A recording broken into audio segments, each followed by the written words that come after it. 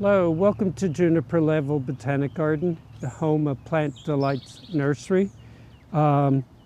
This gem is a Calla lily. I have a hard time saying Calla lily. I prefer its scientific name, Zantedeschia. I can at least pronounce it more easily. It's not too different than my great-grandfather's Swedish name, no, Swiss name. But this is a white giant, and it is quite large. Look at the size of that leaf. That leaf must be, at least 18 inches long, maybe almost 2 feet long. And I'm just talking about the leaf blade. Yeah, the petiole is at least 3 feet long. And that flower is close to, the flower stalk is close to 5 feet tall.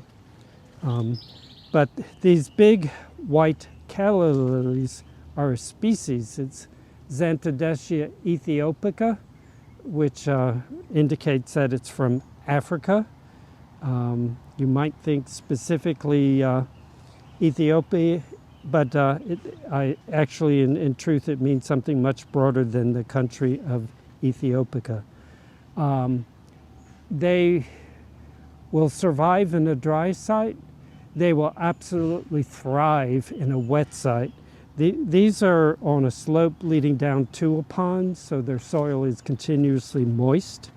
I'm standing uphill from it, so that probably makes them look a little bit shorter than they actually are.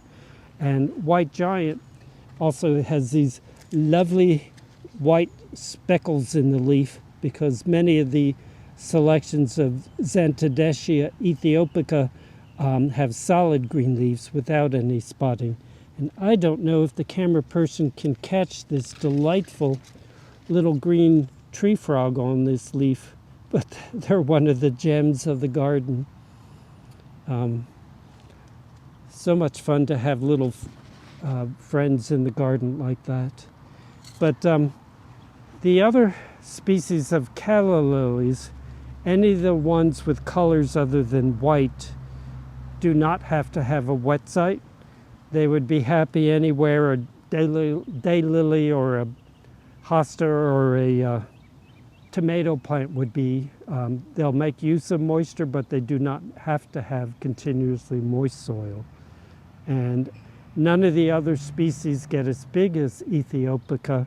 And probably the biggest market for them are as pot plants sold in the grocery store and garden centers as, throwaway plants that you enjoy when they're in bloom and then throw them away. Well, don't throw them away. Plant them in the garden, and then provided you're in zone 7 or warmer, there'll be permanent plants in the garden. And if you're in colder parts of the country, you can dig the big tuber that develops underground and just store them in the house over winter. But in zone 7 or warmer, just leave them in the ground. They'll return every spring. And nowadays they come in so many different colors, but Aethiopica is almost always just seen in white. But great plant, will grow in absolute full sun, especially if it has plenty of moisture. But this is a spot where it has sun for, half the day, but certainly not all day.